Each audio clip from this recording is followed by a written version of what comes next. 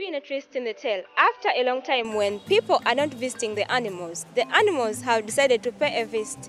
Well, that was just a joke. Well, recently, elephants from Queen Elizabeth National Park decided to go and take a tour in Kaseese town. Well, most of people's properties were destroyed as they were trying to curb them and maybe get them go back to the game parks. But today we've taken an initiative to go visit the Uganda Wildlife Authority and let us know what actually transpired in Kaseese town with the issue of the elephants. I'm Agnes, and this is Uganda Nebyaayo every Sunday 7:30 p.m. here at Google Day TV. Follow me.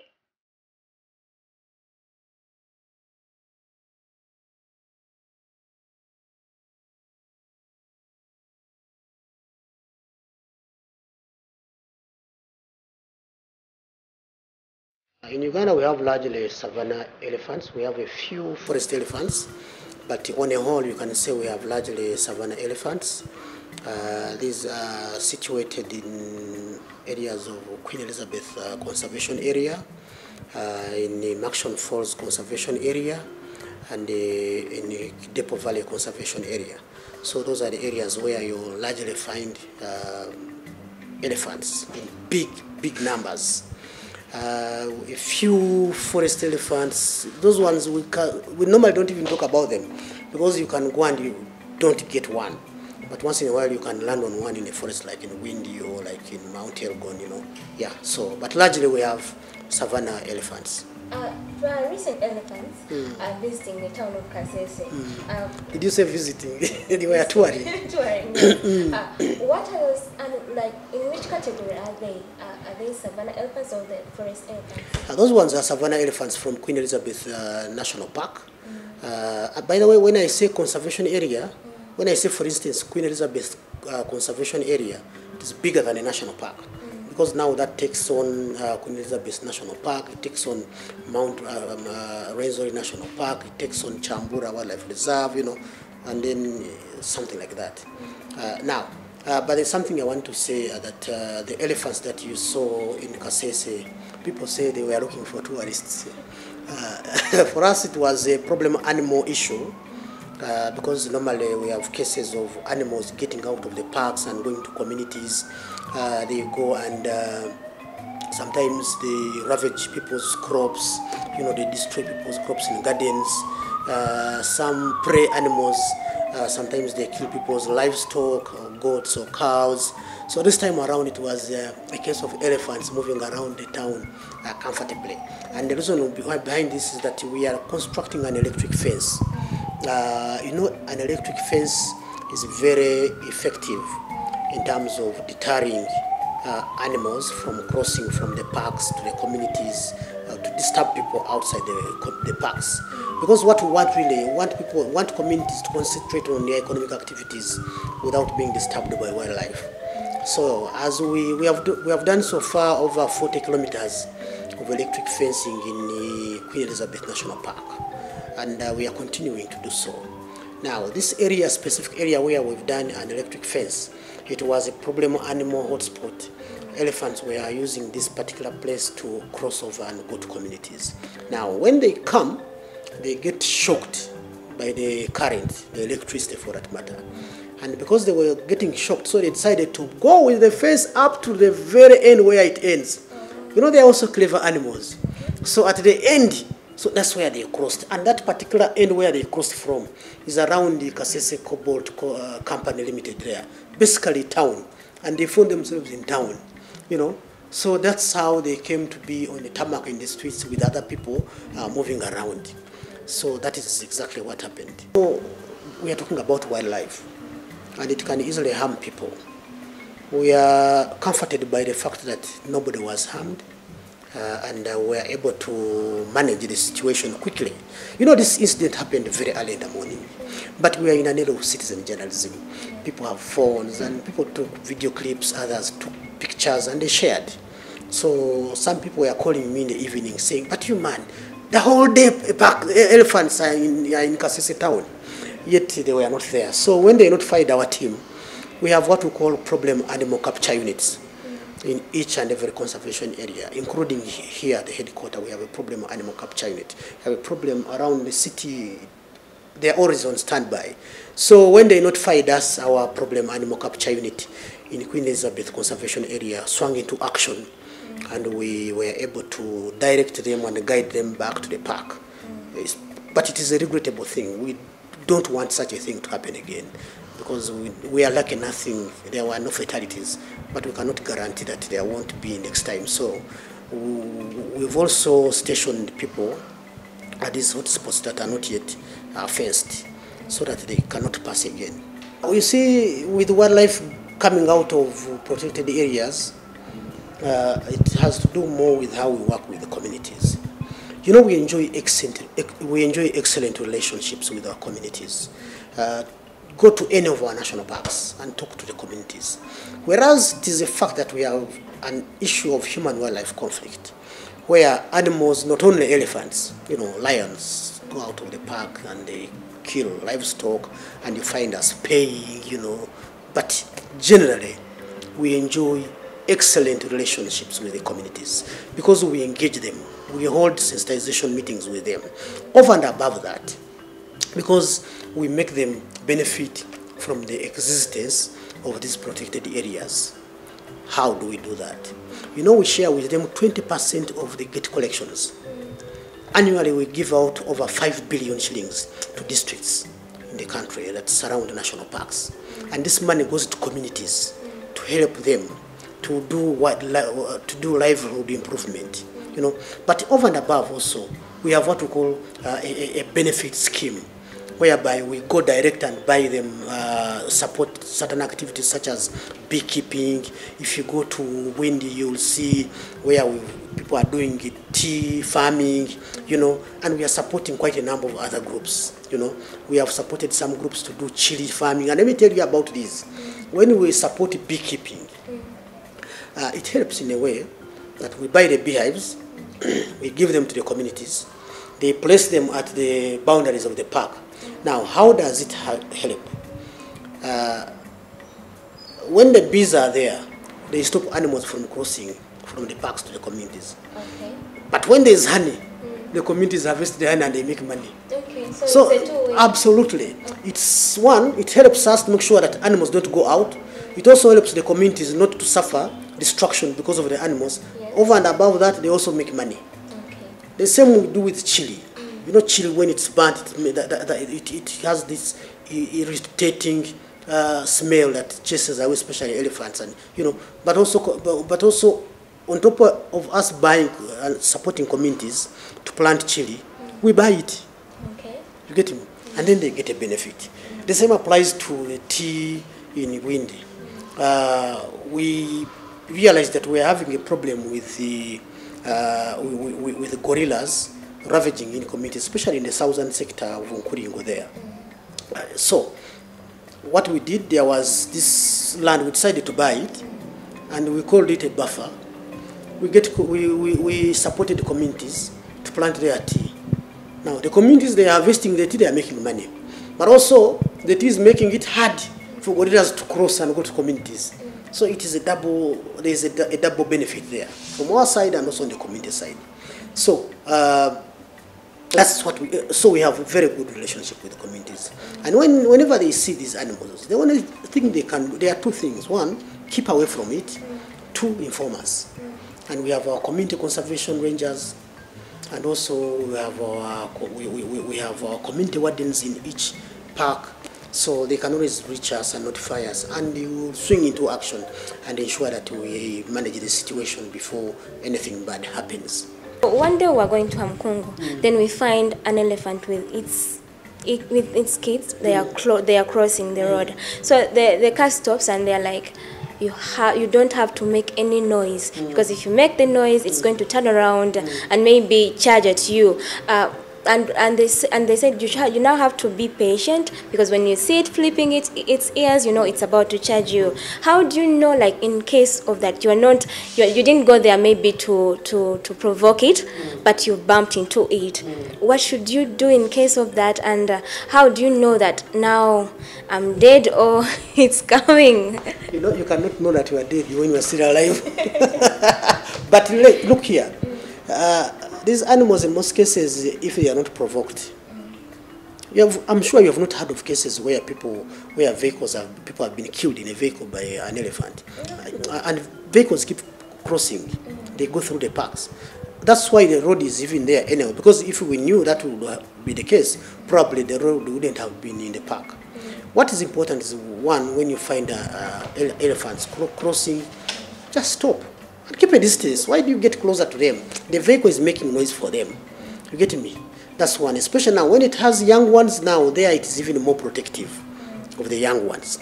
It is not sure whether you have good intentions. So you just keep away. And you know, when you're talking about flipping of the ears, sometimes it doesn't always mean that every time it flips the ears, it's charging. Otherwise, the ears would be stationed. But I'm sure you have seen it flipping ears just in its peaceful moments. Yeah. So it doesn't necessarily mean so. But you don't need to wait for that. Just keep a distance, stop for a while. In most cases, these gentle animals are crossing. Yes. And sometimes you may come across a lonely one. Look at Tangi. You know, been to Tangi Gate? Sometimes you find like 2 or 3 there, and it is playing. It's just in the middle of the road. Be patient. Even when it's just on the sides, be patient. Eventually it will go. You know, they normally go. So that is another way of us being able to live in harmony with them. Yeah, not pushing them, because when you push them, they push back. So what is important? You keep our distance, keep quiet if you're in a vehicle. Even you lose nothing, disengaging the engine. But also the question is, what if it charges and the engine is off? So, but just keep your engine in idle mode. Okay. But the critical is that you keep your distance. Okay. Let it cross. You are in its territory. So you have to be a good person. Be nice. Not only good, be nice. You are in its territory. Just let it be. You can be sure it will go. You'll also continue. Talking about forest elephants and savanna elephants, do you mind distinguishing between the two? I may not explain really, and if I could show you visually. But right now, because elephants, they all look the same. But the forest elephants have to do more with behavior. You know, it's more of a behavior issue. And some people will tell you that they are more darker, something like that. But really, if you're not seeing them, you may not tell the difference. You get me? Yeah, you may not tell the difference. And in forest ones, of course, they are usually find a lone one, you know, around there. Yeah. Should we expect incidents like this because of this pandemic, or? Let me first clarify this. The Kaseese incident is not because of the COVID pandemic. Yes. It was purely an issue of elephants being clever, beating us at our own game. We put a fence, they were hit by electricity, they decided to follow the fence up to where it ends, and they crossed from there. And we should have known. Somehow we didn't know. But the moment we got to know, we quickly swung into action. It has nothing to do with COVID. Now, but also you appreciate that due to COVID, actually, most of the wildlife is okay in its territory. That's what you should know. You don't get many of them going out. And for them, they don't know COVID. Because COVID has not stopped them from eating. They are still eating, they are feeding, they still have water. So they don't know about COVID. COVID is affecting us. And now, because of COVID, there is an impact on wildlife. It is not wildlife impacting on us. How? We are the ones who are impacting on wildlife in the sense that because COVID has come in, some people have lost jobs, some have left the cities, they have gone back to the villages. Some people were surviving on tourism activities around these parks. Some were working in hotels in parks, you know, and they are all jobless. So there is a high possibility of some of them now resorting to poaching, even for survival to get something to eat, not only for selling. So that is one thing. And also you realize that we've registered quite a number of illegal activities. We've made, you know, like for instance, last year, between February and May, we had over 150 cases. And this year we had over 350. Same period, Feb to May. So, and many of these are from March. So that's when we had a lockdown. So there has been this increase in illegal activities. But why are we able to know that there has been an increase in illegal activities? Because we are vigilant on the ground. That's why we were able to arrest them. They thought that we are also home sleeping in lockdown. Little did they know that we are part of the essential services that the president said this one will continue working. So we are working, we are on standby, and we are vigilant, and our tourism staff who were not busy, we deployed all of them into patrols. So we intensified our patrols, and that's how we are able to get most of these people and who are now in jail. It is unfortunate because most of them are community members, and you don't want to imprison community members. Yes. But you know, the law is a law. The law is a law. You can't do much about it. Yeah, so that is what happens. But people just need to notify us. That's one. And then we do not expect these incidents to continue. To say that maybe the same thing will happen, you cannot say it will not happen. Yes. But like I said, that we have already stationed our people at some of that particular area where the elephants crossed from. But we're also more vigilant. You know, certain things happen to you, and you learn lessons from them. Our biggest accomplishment is to ensure that the wildlife is protected. You know, to ensure that people don't take advantage of the situation to encroach on the protected areas. We have not had people encroaching on our protected areas because we've been vigilant. And the wildlife is just amazing, you know. If you go to parks, get time and visit the parks, you'll see very amazing stuff there, waiting for tourists to come. Yes. Yes, but largely we've been affected. Like I've talked about people who lose their jobs, and then now they resort to poaching. I've talked about the increasing cases of illegal wildlife activities. But the beauty of it is that in the month of June, all these cases have gone down, and in July we have not registered a single illegal activity. As Uganda is embracing domestic tourism, what are some of the national parks that you should be visiting? Well, definitely they are not the ones with our cousins, the gorillas. Those ones can be affected by coronavirus. So for now, you're not supposed to go visit them. Talk about Windy, Gahinga, and the others, where we are going to be knowing what are you supposed to do when you're visiting a national park in this period. It's actually, from I think last 2 years, we've seen a number of Ugandans coming in to visit the parks. They come in groups, you know, they get a coaster. On Friday they go and come back on Sunday, you know. We have seen them groups coming in, and we think it's a good thing. But we want to see many Ugandans. We want to see you coming with your boyfriend or your husband or children. Come, the whole family, bring your mother and your grandmother. Let them come and see this. Now that is one. Two, we have only savanna parks that are open. Right now, primate tourism is still suspended, meaning that you cannot go and do tourism activities in Windy, you cannot go and do tourism activities in Gahinga, you cannot go and do tourism activities in Chibale, or you cannot do, for instance, primate tracking in Chambura. Chambura is in Queen Elizabeth, but you know, other activities can be undertaken, but not primate tracking. You get me? So basically, primate tourism is still suspended for now. So is primate research and filming, something like that. Yeah. So these other parks are open, and we have put in place SOPs. There are many, but critical to note, there are a few I can share with you. One, for instance, if you are coming, you must ensure that you must accept for us to take your body temperatures at the entrance. You must wash your hands or sanitize. There is a facility there. Even if you don't have for us, we have for you. You must have a mask. Yes. And we are encouraging people to have an extra mask. Because you know, in the process of moving around, you are doing a game drive, you can sweat. Yes. And you may need to change the mask. You don't want to keep using one mask. It can also be a cause of trouble for you. And then we have, for instance, reduce on the number of people who go on a boat. We are taking half capacity for boat cruises, even on our game drive vehicles, we are taking half capacity. So basically, we are observing the rules that were set in place by the Ministry of Health, and these are the ones that we have customized into our standard operating procedures. We have no control of people who come from outside how they come. You know, we cannot say that when you are coming, because clearly there are rules about, for instance, taxis, you know, and we had also stopped saloon cars from doing game drive. You know why? Because if you, for instance, you are 3 or 4, where will our guide go?